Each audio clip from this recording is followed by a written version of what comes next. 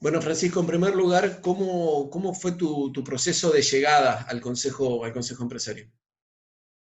¿Qué tal, Juan? Bueno, en principio durante mucho tiempo estuvo en el cargo de, digamos, de gerente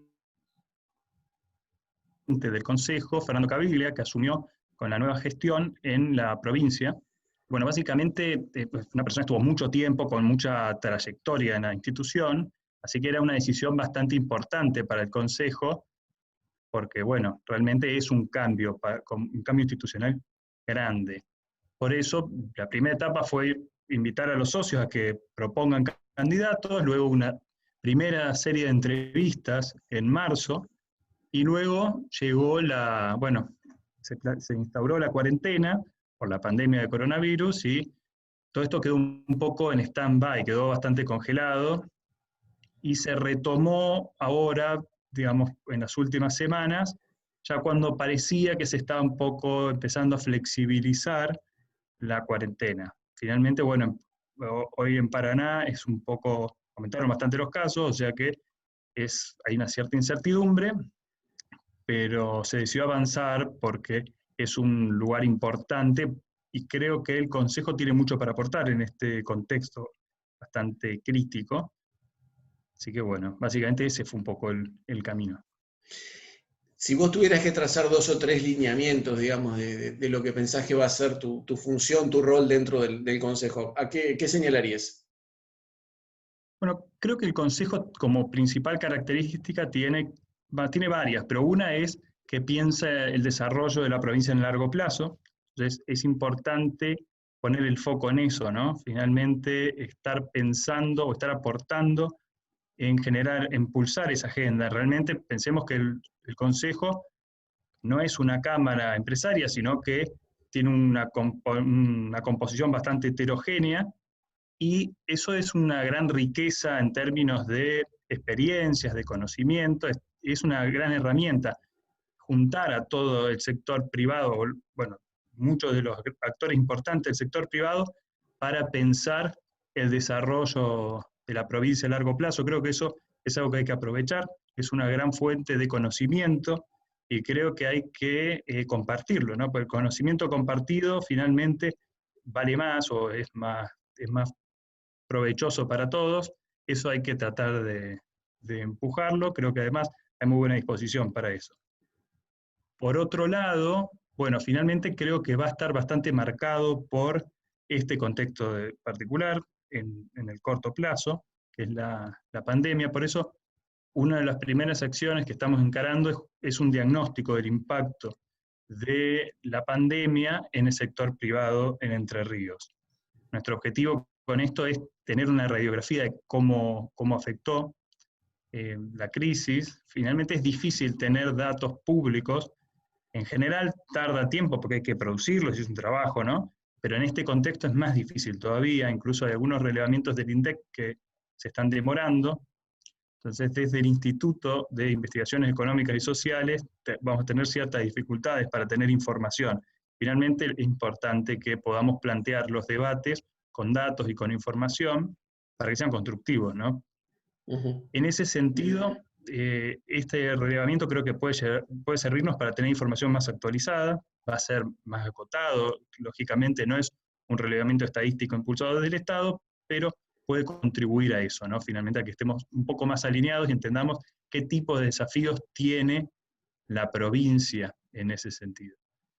Después, en términos de rol, creo que algo que es muy importante es que el Consejo es una entidad que articula con otras entidades, ¿no? Finalmente es muy difícil generar espacios redes o espacios de coordinación con otras organizaciones, tanto el foro de entidades de empresas, digamos, Entre Ríos, en el que hay distintas entidades como, bueno, cámaras, colegios profesionales.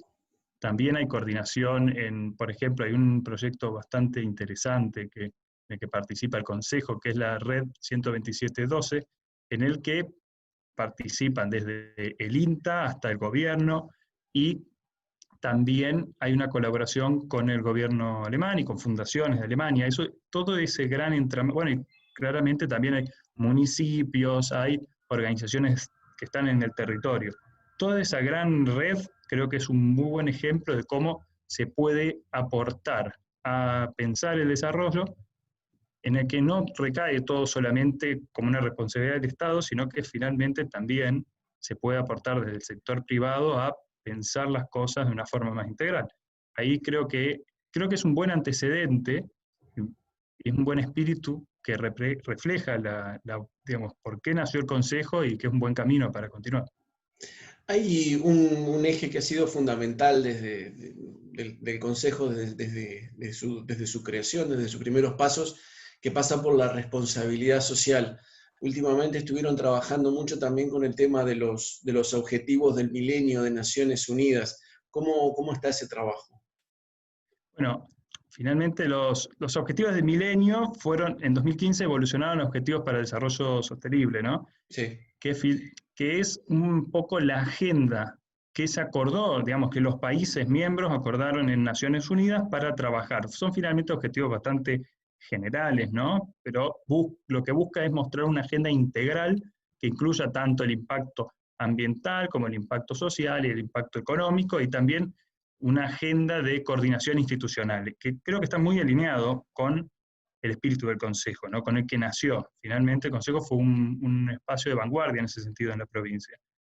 En eso, bueno, la pandemia lógicamente disminuyó o replanteó la forma de interactuar. Ahora estamos, bueno, hoy mismo va a estar presentándose el Consejo Público-Privado en el ámbito de la Cancillería, que también creo que es otra instancia más de coordinación que impacta justamente en este pilar que son las alianzas para el desarrollo. El Consejo Empresario también está trabajando de la mano de Eco-Urbano en el programa Entre Ríos Recicla, que busca justamente fomentar, busca articular una cooperativa de cartoneros, de recolectores, recuperadores en Paraná, con algunas empresas de Paraná para la separación y el reciclado de residuos, ¿no? Finalmente hay varios proyectos que están en línea con esta agenda. También participa el Consejo en la Mesa del Pacto Global, que justamente se tratan este tipo de agendas.